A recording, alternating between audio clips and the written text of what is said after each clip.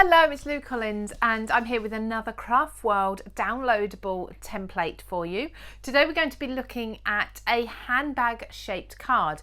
Now I love this because it doesn't have to be a girly feminine handbag. Of course it can be any sort of bag you want it to be, and you have so many different options for colorways, for texture, for decoration on this. So I'm going to do a nice black leather looking bag. You can do, like I say, any color you want. These would make perfect little favors as well and things like that, invitations even. So I'm going to use a black cardstock, as I said. So I've already used an adhesive spray, so a repositionable adhesive spray, to attach the main part of my template onto a piece of cardstock. This is what the template looks like when it's downloaded, and to get from this to this, I have got a video on Craft World just explaining the spray I use to adhere it and other ways you can use your templates also. So I'm going to come in and cut along the solid lines. Now you can do this with a trimmer, but I find with angled lines sometimes it's just as easy to get your scissors on if you've got a nice steady hand. So I'm going to cut up all of the solid lines, leaving the dotted lines just for now. I can peel away my template once I've done all the cutting and the scoring. So just these two lines here. We've given you quite nice thick lines as guidelines on the template for you to follow. Hopefully that makes it easier for you to see and to use. Now to the score lines, you don't actually need a very big scoreboard for this one.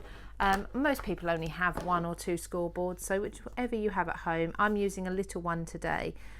So just going along the dotted lines on your scoreboard with the closest score line you've got. You may need to move your paper along a little bit to capture the right score line. So we've got 5 here, and this is going to provide us with a concertina effect base. Let's just pop that last one in there. And then on this side we've just got the 1 score line, and that's going to be for the I want to say the lid, but it's not a lid, is it? So the bit at the top that will fold over. So once you've got your score lines done, pop your scoreboard just to the side there, and we can take off our template now and pop this to the side to use another time. Now the score lines are quite difficult to see on here, but they are there. So what we need to do is take something like a bone folder. Let's take that back off my scoreboard. We want to fold over, doesn't matter which direction here, the top flaps. So this larger piece here, we'll fold that over. And then I've got my 5 score lines here. So we're going to come back over again towards you with the first one. So if this large panel's at the top, that comes towards you, then the first score line comes towards you. Then the next score line you're going to press away from you, and then concertina fold, so towards you, away from you, and towards you. And what you should have then, if I just pinch that all together, is a nice zigzag fold like so, and the front panel is coming back up towards the lid. So what will happen is that will fold over into the handbag shape. There we go, just get the light on that. So just squeezing those fold lines and making sure they're nice and strong and secure and sharp with your bone folder. You may want to go into each one individually as well. This just means that your handbag shaped card or favor, whatever you want to call it, will stand on its own. So now we need to look at the decoration. Now I have gathered together some elements that I'm going to decorate my handbag with, but the first thing, as I said, I want to do is add some texture into it, and I'm going to do this with an embossing folder. Now I could get a large A4 embossing folder and pop this template inside, but I thought for those of you who don't have the large folders or the large machines, I just want to show you how you can still use an embossing folder with this template. So I'm going to pop my cardstock into my folder up to the crease line there. So I'm working on the front of the bag and the concertina folds in there.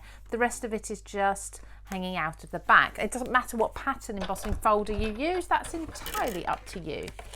So I'm just going to pop that into my machine with the excess paper out the bottom here and just run that through. So I'm using a nice sturdy cardstock around about 300 and 320 or 350 GSM, one of those. So I've then got, hopefully you can just, there we go, if I hold that to the light you can see there was some ink on my embossing folder, but that's fine. We've got the gorgeous emboss in there, but now I'm going to flip it over and do exactly the same on the other side. So pop that just into the end of my embossing folder here, up to where we were just embossing last time. So the patterns don't need to match up because we're embossing up to a score line. So there'll be a fold there, so you won't be able to see if the patterns are matching anyway or lining up. Of course, if we're doing something like stripes, that would be important if you could see it. Okay, so there, I'm going to just refold those score lines again. They're still there, they've just been flattened out a little bit, and then I'm going to fold the top line. So there I've got my little bag with the gorgeous texture in it. Now we need to add the decoration pieces, and this is where it gets really fun. So I've got my hot glue gun on and ready now, and the first thing we need to do is create a handle. So I'm going to take a piece of lace and just tuck this before we construct the rest of the bag. I'm just going to glue the lace in under the flap there, so that's the top piece, that larger panel, and I'm going to put a little bit of hot glue, and I do recommend hot glue for this. It's definitely my favourite to use when I'm gluing something like fabric on. And then I'm going to just work out how much of a handle I'd like on this. You can make a long one or a short one. I always think with these a shorter one's probably better because it's more likely to stand up on its own. The longer you make your ribbon handle, the more likely it is going to just sort of flop down. So when your card's standing up, it doesn't look quite as good then.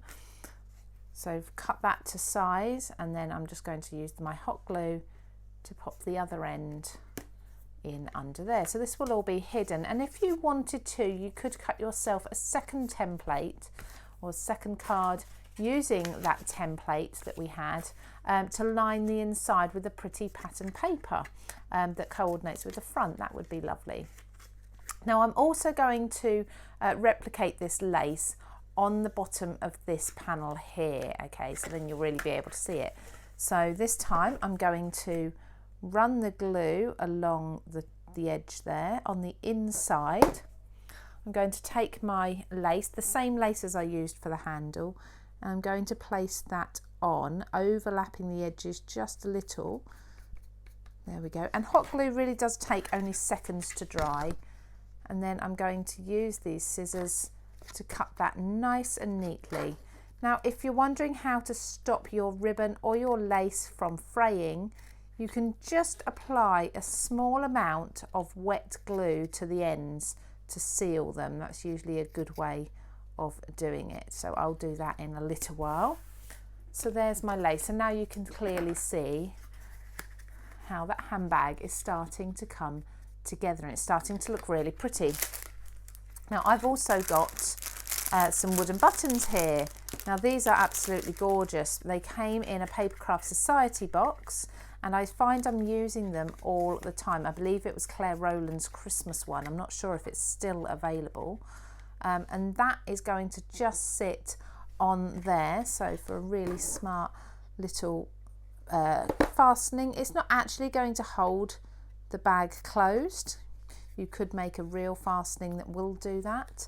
I will stick a small piece of Velcro under there, I think, and pop that in like so. Now I have got some elements like some florals as well, but I find these are a little bit big for my handbag. So I think what I'm going to do is I'm going to line the inside with the pattern paper instead. That won't take me very long at all. So that's simply to choose your pattern paper and use the template to cut around once more and then line the inside. So whilst lining the inside of the bag, I decided to cut out a small bundle of flowers there from the same paper from an excess piece I had that I'm just going to put on the front there, just underneath, just to coordinate with everything, make it look really pretty. So I'm just going to glue that on there with a wet glue. There we go. Now we've got our floral bag. It looks absolutely beautiful, especially with that texture on there from the embossing folder, little button fastener. I will pop a little bit of Velcro just under here, or if you've got a popper or something. And then we've got the pretty lining inside as well.